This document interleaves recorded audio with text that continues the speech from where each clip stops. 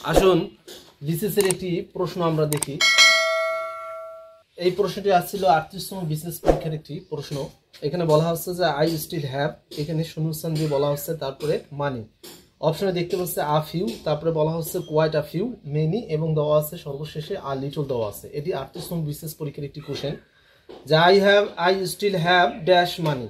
তারপর আমরা 13তম বিগত সালের নিবন্ধন পরীক্ষার একটি কোশ্চেন আমরা দেখি। এখানে প্রশ্নে বলা হচ্ছে যে there is dash milk in the bottle, অর্থাৎ বোতলের মধ্যে মিল্ক শব্দের অর্থ হচ্ছে আমরা জানি দুধ। এখানে অপশনে দেওয়া হচ্ছে ভেরি ফিউ, তারপরে বলা হচ্ছে এনি, তারপরে বলা হচ্ছে ভেরি লিটল, তারপরে বলা হচ্ছে কি মেনি। তো আজকে স্বাগতম জানাচ্ছি। আমি পর্যায়ক্রমে আমার প্রোফাইলে টিউটোরিয়ালগুলো আপলোড করতেছি। আমি শুরু থেকে শুরু করেছি। যারা আমার টিউটোরিয়ালগুলো দেখেননি তারা অবশ্যই টিউটোরিয়ালগুলো দেখবেন এবং আপনারা অনেক কিছু শিখতে পাবেন। এখানে একাডেমিক থেকে শুরু করে জব প্রিপারেশন এবং সবগুলো আমি আলোচনা করার চেষ্টা করতেছি, একটু হলেও আমি আলোচনা করার চেষ্টা করতেছি। তো আজকে টিউটোরিয়াল হচ্ছে সর্বশেষ টিউটোরিয়াল কাউন্টেবল এবং আনকাউন্টেবল নাউনের উপরে। তো আমরা যে শুরুতে দেখতে পাচ্ছি আমি বেশ কয়েকটি আমি এখানে কিছু লিখে দিয়েছি একটা টেবিলের মতো আমরা দেখতে পাচ্ছি। আজকে আমরা দেখবো যে কাউন্টেবল এবং আনকাউন্টেবল নাউন। আমরা বিগত টিউটোরিয়ালগুলোতে দেখেছিলাম কাউন্টেবল যেটি আমরা গণনা করতে পারি সেটাকে কাউন্টেবল বলে, আর যেটা গণনা করা যায় না সেটাকে আনকাউন্টেবল অথবা নন কাউন্টেবল বলা হয়। তো আমরা খুব গুরুত্বপূর্ণ কিছু আমরা দেখতে যাচ্ছি, অর্থাৎ এই টিউটোরিয়ালটা স্পেশাল হতে যাচ্ছে, একটু লং হতে পারে, তারপরে খুব গুরুত্বপূর্ণ আমি বলতেছি। আসলে এটা খুব গুরুত্বপূর্ণ একটি টিউটোরিয়াল হতে যাচ্ছে। আমরা শুরুতে দেখি যে কাউন্টেবল, তারপর এখানে দেখতে পাচ্ছি আমরা আনকাউন্টেবল। কাউন্টেবলের মধ্যে আমরা দেখতে পাচ্ছি মেনি, মেনি শব্দের অর্থ হচ্ছে অনেক, আবার মাছ শব্দের অর্থ হচ্ছে কি অনেক, আবার ফিউ শব্দের অর্থ হচ্ছে নেই বললেই চলে, লিটল শব্দের অর্থ হচ্ছে নেই বললেই চলে। আবার আ ফিউ এর বাংলা অর্থ হচ্ছে কয়েকজন অথবা কয়েকটি বোঝাতে আ ফিউ ব্যবহার হয়, আর অল্প বোঝাতে আ লিটল ব্যবহার হয়। এবং আমাদের মনে রাখতে হবে আসলে যে কাউন্টেবল নাউনের পূর্বে এগুলো ব্যবহার হয়, এগুলো ব্যবহৃত হয় বা ব্যবহার হয় many, few, a few, the few, more, fewer, fewest, the rest of, তারপরে মেনি অফ, এগুলো ব্যবহার হয়। আর আনকাউন্টেবল নাউনের পূর্বে much, little, a little, the little, more, less, least, the rest of, much of, এগুলো কিন্তু ব্যবহৃত হয়। এরপরে আমরা এক্সাম্পল গুলো দেখবো ইনশাআল্লাহ। তো আমাদের মনে রাখতে হবে যে আসলে এগুলোকে বলা হয় মডিফায়ার। আমরা জানি মডিফায়ার সম্পর্কে, আমরা জানি মডিফায়ার বাংলা অর্থ হচ্ছে নির্দেশক শব্দ, আর ইংলিশে মডিফায়ার সাধারণত দুই ধরনের হয়। একটি হচ্ছে স্পেসিফিক মডিফায়ার, আর একটা হচ্ছে জেনারেল মডিফায়ার। স্পেসিফিক শব্দের অর্থ হচ্ছে নির্দিষ্ট, আর জেনারেল শব্দের অর্থ হচ্ছে অনির্দিষ্ট। এগুলো কিন্তু মডিফায়ার হিসেবে কাজ করে। পরবর্তী টিউটোরিয়ালে এগুলো আমরা দেখব এবং বিভিন্ন পরীক্ষার প্রশ্ন এগুলোর উপরে কিন্তু চলে আসে। খুব সহজ বিষয়গুলো আমরা এড়িয়ে যাই, যার কারণে আমরা প্রতিযোগিতায় পেছনে পড়ে থাকি। তো আমরা শুরু করি। তাহলে শুরুতে আমরা জানি যে এখানে বলা হচ্ছে যে অনেক অর্থে মেনি এবং অনেক অর্থে কি মাছ ব্যবহার হয়। আমরা অনেকে ভুল করি যে কখন আমরা মেনি এবং কখন আমরা মাছ ব্যবহার করব, কখন আমরা মেনি এবং কখন আমরা মাছ ব্যবহার করব। তার সমাধান হচ্ছে যদি কাউন্টেবল নাউন বোঝায় তাহলে তার সামনে অনেক অর্থে আমরা মেনি ব্যবহার করব, এবং আনকাউন্টেবল বা নন কাউন্টেবল নাউন হলে অনেক অর্থে তার সামনে আমরা কি ব্যবহার করব, মাছ ব্যবহার করব। দেখি আমরা এক্সাম্পল দেখার চেষ্টা করি। এখানে বলা আছে যে হি হ্যাজ মেনি পেন্স, এর বাংলা অর্থ হচ্ছে তার অনেক কলম আছে। আবার হি হ্যাজ মাস নলেজ, তার কি অনেকগুলো জ্ঞান রয়েছে বা তার প্রচুর জ্ঞান রয়েছে বা অনেক জ্ঞান আছে বা রয়েছে। তাহলে এখানে একটা লক্ষণীয় বিষয় হচ্ছে কলম গণনা করা যায়, এটি কাউন্টেবল নাউন, সেজন্য অনেক কলম অর্থে এখানে তার পূর্বে মেনি ব্যবহার করা হচ্ছে। আর নলেজ শব্দের অর্থ হচ্ছে জ্ঞান, এটা গণনা করা যায় না, অনেক জ্ঞান অর্থে, তাহলে তার পূর্বে কি ব্যবহার করা হচ্ছে, মাস। হি হ্যাজ মাস নলেজ, তার কি অনেক জ্ঞান আছে। আবার হি হ্যাজ মেনি পেন্স, তার অনেক কলম আছে। এখন কথা হচ্ছে আমরা এখানে তো মাস পেন ব্যবহার করতে পারতাম, কিন্তু এখানে মাস ব্যবহার করলে সেটি হবে কি রং। অনেক অর্থে যদি কাউন্টেবল নাউন বুঝে অনেক অর্থে তার পূর্বে অবশ্যই মেনি ব্যবহার করতে হয়। আর যদি গণনা করা না যায় সেটি আনকাউন্টেবল নাউন হয়, অনেক অর্থে তার পূর্বে কি ব্যবহার করতে হয়, মাস ব্যবহার করতে হয়। তাহলে হি হ্যাজ মেনি পেন্স, তার অনেক কলম আছে, তাহলে এখানে মেনি এখানে ব্যবহার করতে হবে, যেহেতু কলমটা কি গণনা করা যায় অনেক অর্থে বোঝাচ্ছে। আর এখানে জ্ঞান, অনেক জ্ঞান অর্থে বা প্রচুর জ্ঞান অর্থে, জ্ঞান যেহেতু গণনা করা যায় না সেক্ষেত্রে আমরা কি ব্যবহার করতেছি, মাস ব্যবহার করতেছি। তাহলে আমাদের অলওয়েজ রিমেম্বার যে ইন আওয়ার মাইন্ড আমাদের সর্বদা মনে রাখতে হবে যে অনেক অর্থে কাউন্টেবল নাউনের পূর্বে কি ব্যবহার হবে, মেনি, আর অনেক অর্থে আনকাউন্টেবল বা নন কাউন্টেবল নাউনের পূর্বে কি ব্যবহার করতে হবে, মাস। তাহলে আশা করি এটা ক্লিয়ার হয়ে গেছে। এবার আমরা পরে দেখি ফিউ। ফিউ শব্দের অর্থ হচ্ছে নেই বললেই চলে। ফিউ এর বাংলা অর্থ হচ্ছে নেই বললেই চলে। আবার মাস আমরা এখানে দেখি লিটল শব্দের অর্থ হচ্ছে নেই বললেই চলে। তাহলে ফিউ এবং কি লিটল প্রায় একই কাছাকাছি অর্থ দেয়। পার্থক্য হচ্ছে কাউন্টেবল নাউনের পূর্বে ফিউ বসে এবং আনকাউন্টেবল ও নন কাউন্টেবল পূর্বে কি ব্যবহার হয়, লিটল ব্যবহৃত হয়। তাহলে ফিউ এর বাংলা অর্থ হচ্ছে নেই বললেই চলে। আমরা একটু এক্সাম্পল দেখি যে I have few friends here, আমার এখানে বন্ধু নেই বললেই চলে, আমার এখানে বন্ধু নেই বললেই চলে, যে I have few friends here. তাহলে ফ্রেন্ডস এটি কাউন্টেবল নাউন, বন্ধু বান্ধব গণনা করা যায়। আর একেবারে নেই বললেই সেক্ষেত্রে কি ব্যবহার করা হচ্ছে, ফিউ ব্যবহার করা হচ্ছে। এবং আরেকটা আমরা এক্সাম্পল দেখি যে there is little water in the pot, অর্থাৎ পাত্রটির মধ্যে যে পানি নেই বললেই চলে বা জল নেই বললেই চলে। তাহলে এখানে পানি বা জল এটার পূর্বে কি ব্যবহার করা হলো, লিটল ব্যবহার করা হলো। তাহলে যে অর্থে ফিউ ব্যবহার হয় সেই অর্থে লিটল ব্যবহার হয়। পার্থক্য শুধু ডিফারেন্স, অনলি ডিফারেন্স শুধু হচ্ছে যে কাউন্টেবল নাউনের পূর্বে ফিউ ব্যবহার হয় আর আনকাউন্টেবল নন কাউন্টেবল পূর্বে কি ব্যবহার হয়, লিটল ব্যবহার হয়, যার বাংলা অর্থ হচ্ছে নেই বললেই চলে। এবার আমরা দেখবো আ ফিউ, এর বাংলা অর্থ হচ্ছে কয়েকজন বা কয়েকটি বোঝায়। যে অর্থে আ ফিউ ব্যবহার হয় সেই অর্থে কিন্তু আ লিটল ব্যবহার হয়। পার্থক্য হচ্ছে শুধু কাউন্টেবল নাউনের পূর্বে কয়েকজন কয়েকটি অর্থে আ ফিউ ব্যবহার হয় আর নন কাউন্টেবল আনকাউন্টেবল নাউনের পূর্বে অল্প বা কয়েকটি এটা বোঝাতে তার পূর্বে আ লিটল ব্যবহৃত হয়। আমরা এক্সাম্পল দেখি, তাহলে বিষয়টা আমাদের কাছে ক্লিয়ার হবে। এখানে বলা হচ্ছে a few people went there, মানে খুব কয়েকজন পিপুল, অর্থাৎ খুব কয়েকজন লোকজন সেখানে গিয়েছিল, খুব কম সংখ্যক লোকজন সেখানে গিয়েছিল। আ ফিউ পিপুল, তাহলে পিপুলের পূর্বে খুব কয়েকজন অর্থে এ আ ফিউ ব্যবহার করা হচ্ছে। কিন্তু পরের উদাহরণটা দেখি, a little learning is a dangerous thing. এটা প্রায় আমরা সবাই জানি যে অল্প বিদ্যা ভয়ঙ্কর, ইংলিশে বলা হয় a little learning is a dangerous thing. এখন বিষয় হচ্ছে এখানে লার্নিং বলতে শিখুন বোঝাচ্ছে বা শিক্ষা বোঝাচ্ছে, আসলে এটা নন কাউন্টেবল বা আনকাউন্টেবল। আর যে অল্প অর্থে এখানে তার পূর্বে আ লিটল ব্যবহার করা হচ্ছে। এখানে যদি আমরা আ ফিউ ব্যবহার করি তাহলে সেটা কি হবে, ভুল হবে। এবার আমরা দেখবো দা ফিউ, অর্থাৎ নির্দিষ্ট করে বোঝাতে, অল্প সংখ্যক তবে নির্দিষ্ট করে বোঝাতে তার পূর্বে কি ব্যবহার হয়, দা ব্যবহার করতে হবে, অর্থাৎ দা ফিউ ব্যবহার করতে হবে। আর অল্প সংখ্যক বোঝাতে তার পূর্বে কি ব্যবহার করতে হবে, তার লিটল ব্যবহার করতে হবে। এবং আমাদের মনে রাখতে হবে যে কাউন্টেবল নাউনের পূর্বেই দা ফিউ, অল্প সংখ্যক করতে দা ফিউ ব্যবহার করতে হবে, এবং নন কাউন্টেবল বা আনকাউন্টেবল নাউনের পূর্বে অল্প সংখ্যক করতে দা লিটল ব্যবহার করতে হবে। আমরা একটু উদাহরণ দেখি, যেমন এখানে আমরা দেখতে পাচ্ছি দা ফিউ পিপুল লাইক হিম, অর্থাৎ অল্প সংখ্যক লোকজন তাকে কি করে পছন্দ করে।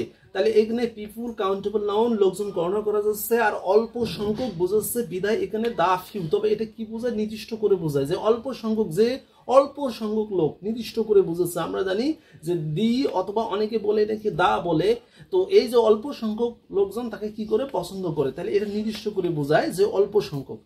এবং আমরা পরে উদাহরণ দেখি যে হি ড্রাঙ্ক দ্য লিটল ওয়াটার, সে অল্প সংখ্যক জল পান করলো বা করেছিল। তাহলে এখানে লিটল ওয়াটার, তার লিটলের পূর্বে কি নির্দিষ্ট করে বোঝাচ্ছে, অল্প কিছু, তবে ওটা নির্দিষ্ট করে বোঝাচ্ছে।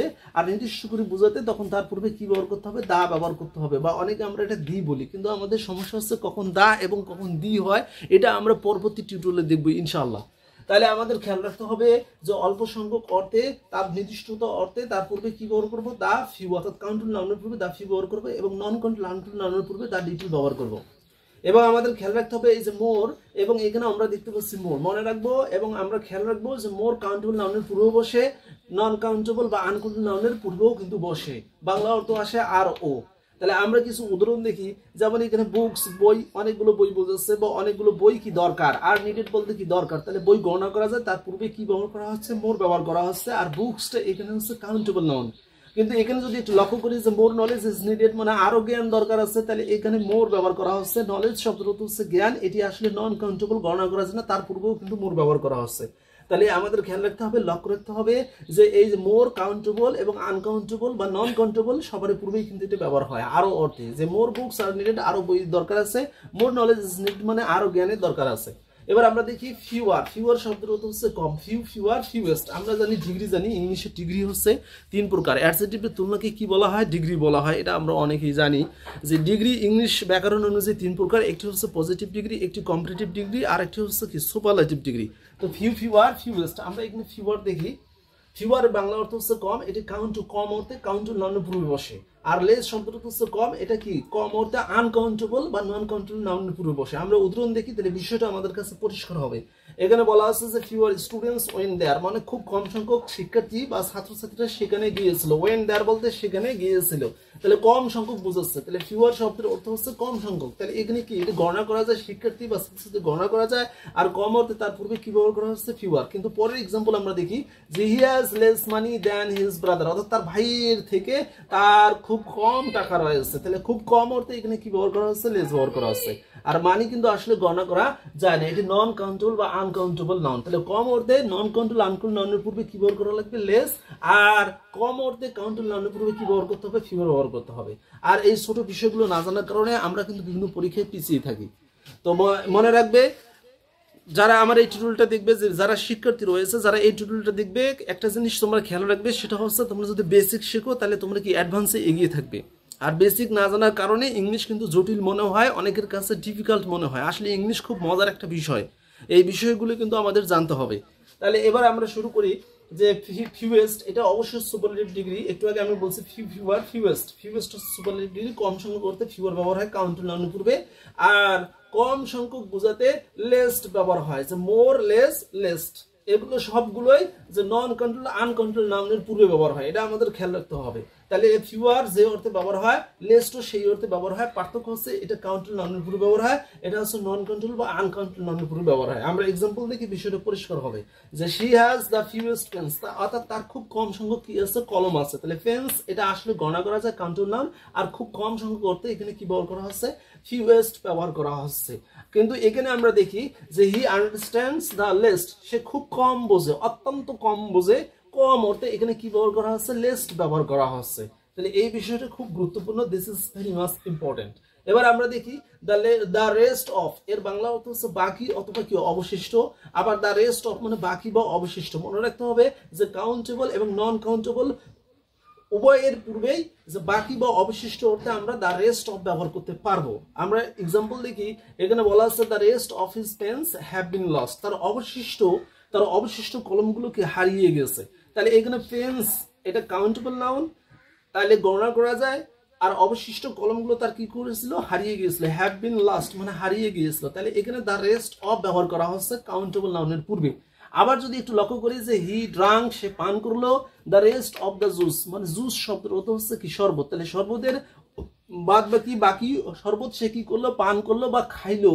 যে পান করেছিল বা পান করলো বা খেয়েছিল, এরকম অর্থ বোঝাতে কি ব্যবহার হয়, ড্রাং ব্যবহার হয়। ড্রিঙ্ক এর ফার্স্ট ফর্ম এখানে ব্যবহার করা হচ্ছে কি, ড্রাং ব্যবহার করা হচ্ছে। তাহলে এখানে জুস শব্দের অর্থ শরবত, এটা গণনা করার জন্য নন কাউন্টেবল, সেজন্য তার পূর্বে কি ব্যবহার করা হচ্ছে, দ্য রেস্ট অফ। অর্থাৎ এটার বাংলা অর্থ হচ্ছে যে শরবতের বাকি শরবতটুকু সে কি করলো, পান করেছিল অথবা কি খেয়েছিল। তাহলে এখানে জুস নন কাউন্টেবল, তার পূর্বে বাকি অংশটুকু বোঝাতে দ্য রেস্ট ব্যবহার করা হচ্ছে। আর এইখানে যে কাউন্টেবল নাউনের পূর্বে যে বাদ বাকি কলমগুলো তার হারিয়ে গেছিল, তাহলে কলম যেহেতু গণনা করা যায়, সেজন্য তার পূর্বে দ্য রেস্ট অফ ব্যবহার করা হচ্ছে। তাহলে মনে রাখতে হবে দ্য রেস্ট অফ কাউন্টেবলের পূর্বে ব্যবহার হয় এবং নন কাউন্টেবলের পূর্বে ব্যবহার হতে পারে।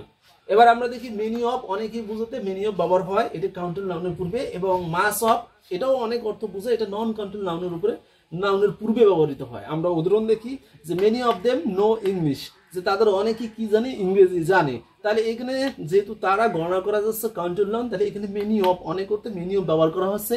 কিন্তু এটার উদাহরণ একটু দেখি যে much of the milk of this pot, অর্থাৎ এই পাত্রটির যে কি অনেক দুধেই কি বাসি, ইজ স্টেল, স্টেল শব্দের অর্থ হচ্ছে বাসি। তাহলে এইখানে আমাদের খেয়াল রাখতে হবে যে যেহেতু দুধ বোঝাচ্ছে, দুধ আমরা গণনা করতে পারতেছি না, নন কাউন্টেবল অথবা আনকাউন্টেবল, তাইলে অনেক বোঝাতে এখানে মাস অফ ব্যবহার করা হচ্ছে, অর্থাৎ দুধের পূর্বে মাস অফ ব্যবহার করা হচ্ছে। আর যেহেতু মানুষ গণনা করা যায়, তারাও গণনা করা যায়, মানুষ গণনা করা যায়, তাহলে অনেক অর্থে মেনি অফ ব্যবহার করা হচ্ছে। তাহলে আমাদের খেয়াল রাখতে হবে যে কাউন্টেবল নাউনের পূর্বে মেনি অফ ব্যবহার করব, অনেক অর্থে মেনি অফ ব্যবহার করব। আর নন কাউন্টেবল বা আনকাউন্টেবল নাউনের পূর্বে আমরা কি ব্যবহার করবো, মাস অফ ব্যবহার করবো অনেক অর্থে। তাহলে তাদের অনেকে কি জানে, ইংরেজি জানে। এবং এই পাত্রটির যে অনেক দুধেই কি বাসি, বাসির ইংলিশ হচ্ছে কি স্টেল। এবার আমরা কোশ্চেন সলভ করব। আমরা দেখি প্রথম যে কোশ্চেনটা এখানে আমরা দেখতে পাচ্ছি, এটি 13তম নিবন্ধন শিক্ষক নিবন্ধন পরীক্ষার বিগত সালের কোশ্চেন। এই টপিকের আলোকে আমি একটু সমাধান করার চেষ্টা করি। এখানে আমরা অপশন দেখতে পাচ্ছি, 4টি অপশন দেওয়া আছে। কোশ্চেনটা আগে আমরা আরেকবার পড়ে নেই। যেখানে বলা আছে there is dash milk in the bottle, অর্থাৎ বোতলের মধ্যে যে এখানে আমাদের অপশনে দেখতে পাচ্ছি ভেরি ফিউ দেওয়া আছে, এনি দেওয়া আছে, ভেরি লিটল দেওয়া আছে এবং কি দেওয়া আছে, মেনি দেওয়া আছে। তাহলে সঠিক উত্তর কোনটা হবে? আমরা একটু আগে শিখছি, সেটা হচ্ছে আসলে নন কাউন্টেবল বা আনকাউন্টেবল নাউনের পূর্বেই সাধারণত এই জিনিসগুলো ব্যবহার হয়, অর্থাৎ এগুলো মডিফায়ার বলা হয়। এই মডিফায়ার গুলো কিন্তু ব্যবহৃত হয়, যার মধ্যে আমরা লিটল দেখতে পাচ্ছি যে খুব কমই কি আছে, দুধ আছে। তাহলে এই ক্ষেত্রে আমরা এখানে সঠিক অ্যান্সার আমরা ভেরি লিটল আমরা অ্যান্সার করতে পারি, তাহলে সঠিক অ্যান্সার হবে ভেরি লিটল। তাহলে আমরা এখানে ভেরি লিটল অ্যান্সার করতে পারি।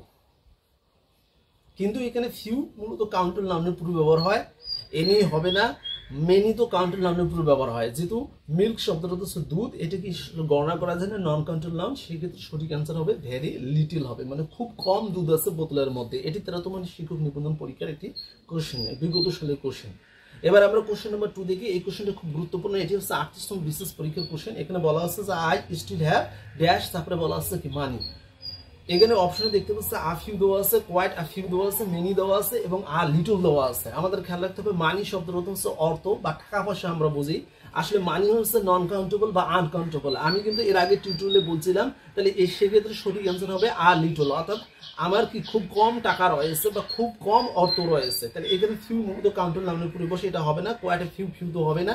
মেনিতেও মূলত কাউন্টার নাউনের পূর্বে বসে, তাই এখানে যেহেতু এটা আনকাউন্টেবল, তাহলে আনকাউন্টেবল পূর্বে কি বসে? লিটল বসে। আ লিটল, দা লিটল, এই যে এখানে আছে a little, little, the little, এগুলো কিন্তু ব্যবহার হয়। লেস ব্যবহার হয়, লেস্ট ব্যবহার হয়। তাহলে এই সহজ বিষয়গুলো যদি আমরা জেনে থাকি, তাহলে আমাদের পরীক্ষায় আমরা কি করব? এগিয়ে থাকবো। তো সবাই ভালো থাকবেন, সুস্থ থাকবেন। পরবর্তী টিউটোরিয়ালে স্বাগতম জানিয়ে এখানে শেষ করছি। তবে একটা বিষয় খুব গুরুত্বপূর্ণ, পরবর্তী টিউটোরিয়াল মূলত নাউন প্রোনাউনের উপরে আলোচনা করা হবে ইনশাআল্লাহ। বেসিক থেকে শুরু করে অ্যাডভান্স লেভেলে আমরা চলে যাব। সবাই ভালো থাকবেন, সুস্থ থাকবেন। আল্লাহ হাফেজ।